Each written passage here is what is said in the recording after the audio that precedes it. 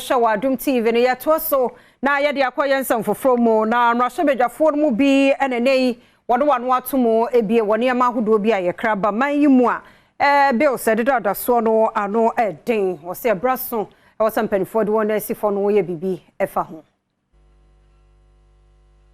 Premtobre Kasee de afase de adehye no bi ekra ne maframa foforo mu ede ba oman mu wo mo twede a ekosoro pa ye na sanso na nema mo de ba no enso so bo eden eno nti no eho hia sa ban no etumedi hyehye bi gu akwa mu na wo hwese wo na ekra ne maframa foforo mu bo oman mu no eso bete kura na ase ye bejai Premtobre e twede a sed manimu ya no aban na ntimi anya bibia amfa ho de a bekoso ma oman yi adeka na sanso na oman na esika no bema emu ayaha ye nti osusu se wose Ghana adehye emomani aginema yeye ewo man yi emu Premtobre a woginema adehye a ewo apadentra eastern peswa no eso Dr. Festus Kofi ene de sansemi etudwa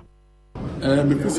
ne kwanu no because yentimi import sa normal we are forever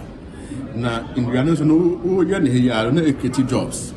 enti no e wo say ye de emra na ye ma se commission bi a on ye in charge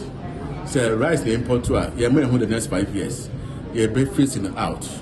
na at the end of 5th year no rice importation indian indi ye local rice possible na no siye no Premtobre a woginema adehye a wo mo ewo Pro West enso ka de kan ho say Ghana adehye ni mpefe say sidi na hoden no egina dwuma yede edi ye nti na ho hia sene ma ye no man mu no wo so mo mani agye ho onsa wokoto obi no ma e wa manone a ye ngi cd gi se odi dollar na dollar no wa hemfa